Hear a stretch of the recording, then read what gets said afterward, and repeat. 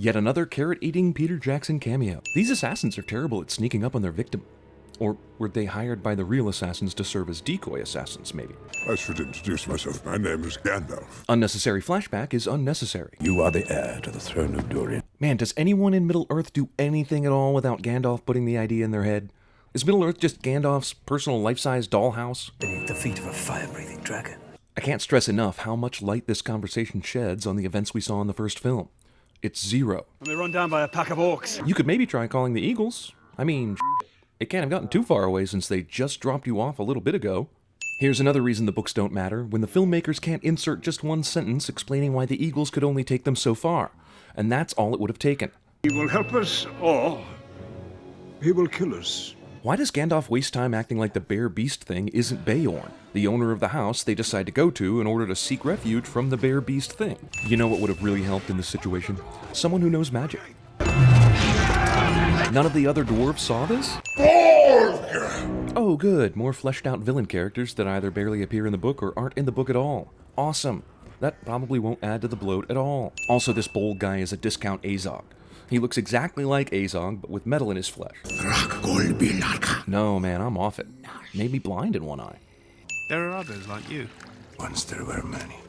Beorn answers a softball question in a vague manner so that Bilbo has to clarify what the hell he meant by that. Which is why we must go through Mirkwood. The darkness lies upon that forest. This pretty much should go without saying in Middle-earth by now, right? Is there a forest that doesn't have some sort of darkness lying upon it?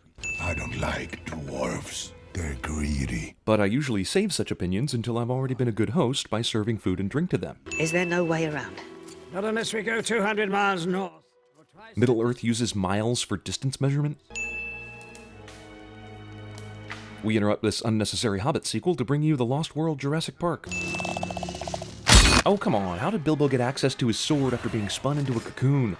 I mean, look at this. Does this look like something anyone would be able to move their arms and legs around in?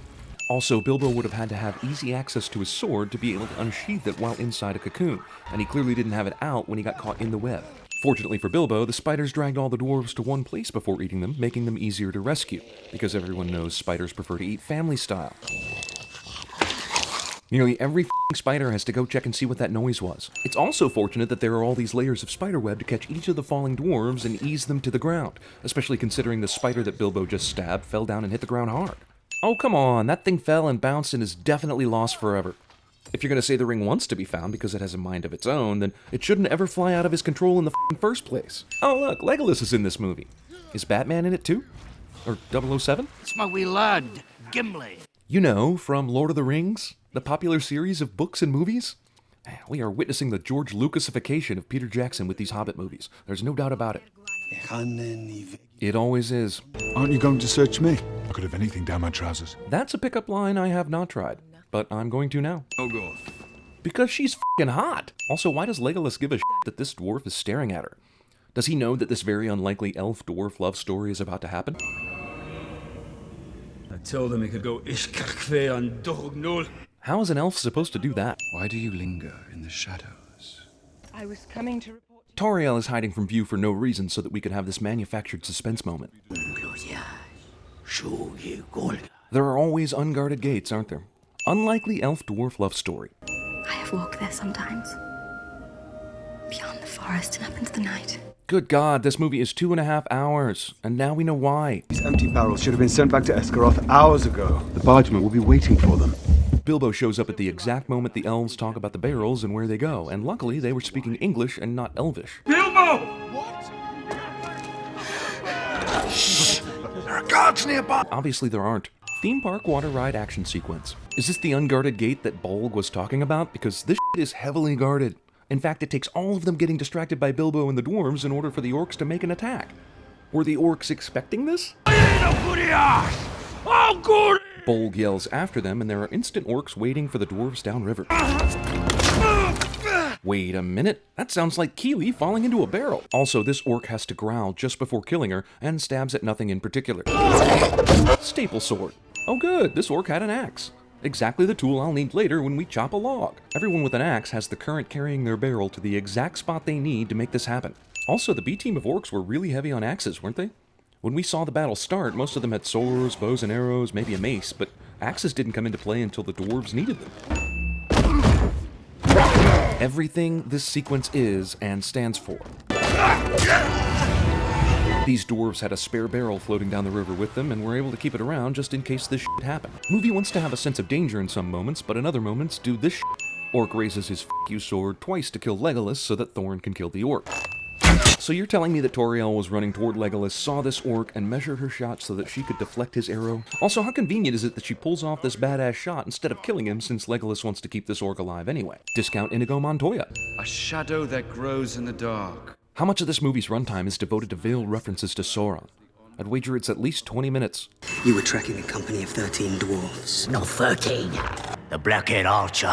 We stuck him with a Morgul shaft. There is no f***ing reason why this orc would make mention of Keeley other than to distress Toria. But this orc doesn't know about that love story, so this is completely pointless.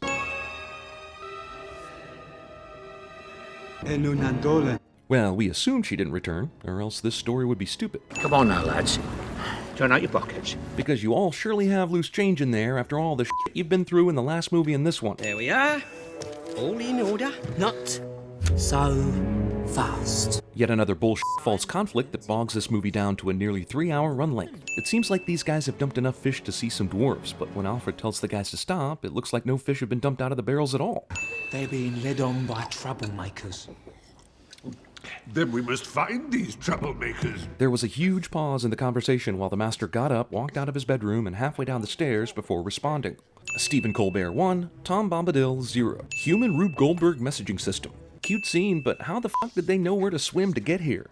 How did Bilbo and the dwarves jump into the water without being seen? Wait, does this family shit directly into the lake? Why are there dwarves climbing out of our toilet? Will they bring us luck? That's racist. King beneath the mountain shall come into his own. Prophecies, man. Dwarf stairs. Also, Armory has a convenient open window so that people can steal from it. How many weapons does this guy need to carry? Couldn't they just pass them down to the stair dwarves outside and make a quiet pile? Arrow after arrow he shot. Each one missing its mark. These assholes make it sound like shooting a flying dragon is easy. I speak to the master of the men of the lake. Will you see the prophecy fulfilled? The prophecy that mentions the lake being set on fire? Sure, what the hell, right? This horn. No one will help us. Why will no one help you? Everyone in this town loves dwarves now. What the The Desolation of Smaug. Roll credits. Please. The rabbit-drawn sleigh. Up here! You have keen eyes, Master Baggins. What? Really? It takes keen eyes to spot a maze-patterned pillar that reaches up to the top of the mountain? We've lost the light. There's no more to be done. Bull. We walked all this way and nearly died 1,000,000 times. Give me the key and I'll drag it along the rock until it hits a keyhole. How has this asshole been breathing underneath a mountain of gold the whole time? The Arkenstone is conveniently 20 feet from where Bilbo is standing in a great underground kingdom the size of Minneapolis.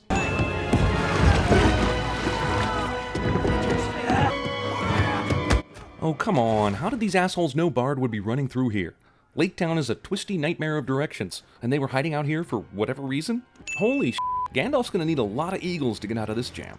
Also, Sauron bitches out instead of killing Gandalf when he has the chance. So it is true.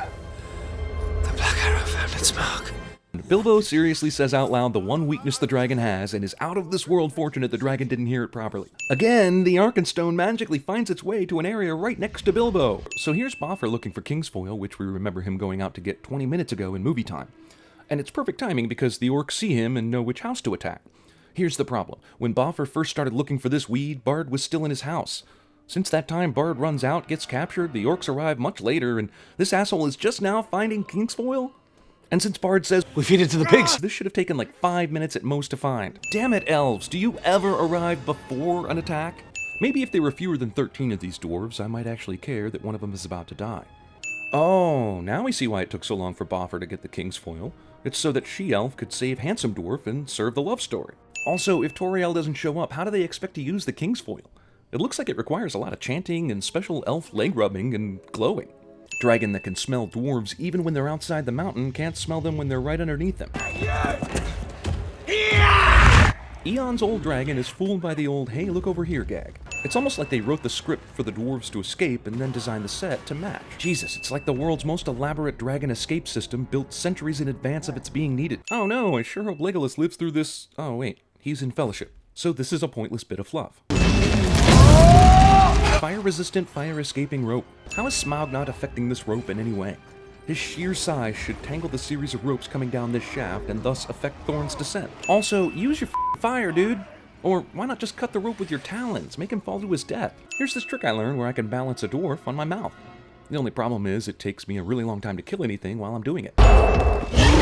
Oh, sure. Now use your fire. There's no fire hot enough to set them ablaze. Have we not? I don't know if you do or not. Seems like Smaug only uses his fire when it's pointless, but I'm sure you'll find a way to make him use it for the plot. That's not how fire works. One furnace to light them all. After years and years, everything still works in this place. How is a river of molten gold not melting this makeshift boat made of regular metal? And even if it shouldn't be melting it, shouldn't it be heating the out of it? Making it impossible for Thorn to ride without getting third-degree burns? Fire! Use your fire! Sure was lucky the dwarves were working on a giant gold statue way back in the day. What the is this bull? Wouldn't Smaug have breathed in a bunch of molten gold? That can't be good for the system. Revenge! I will show you revenge! By taking it out on people who are not you. What have we done? We interrupt this very short story's unnecessary second installment to bring you a cliffhanger ending and a year-long wait for the rest of the story. Oh, and also, you. Told them we could go ish kwe on Dognol. Dude, I think he told us to go f*** ourselves.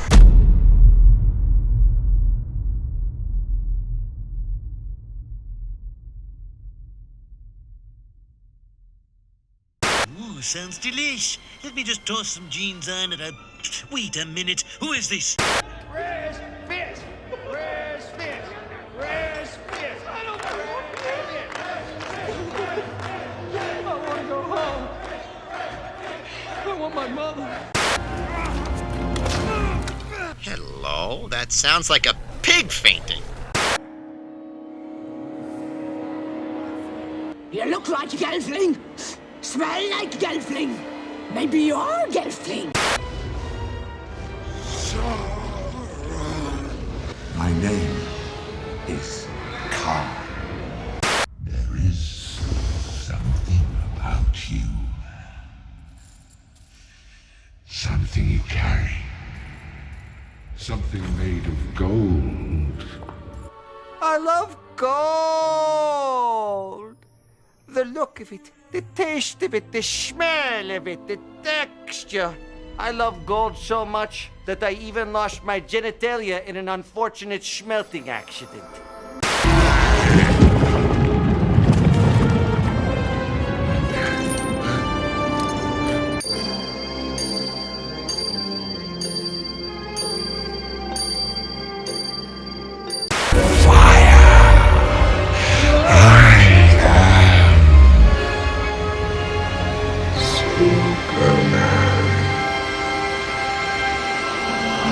You can't look him right in the eyes either. Can't look him in the eye? No, That's a fact. I saw it on PBS. They get confused and their wires get crossed. You gotta look like the chin, like it looks like I'm looking at you, but I'm looking at your chin. Anybody? The important thing you guys gotta keep in mind is that these things gossip.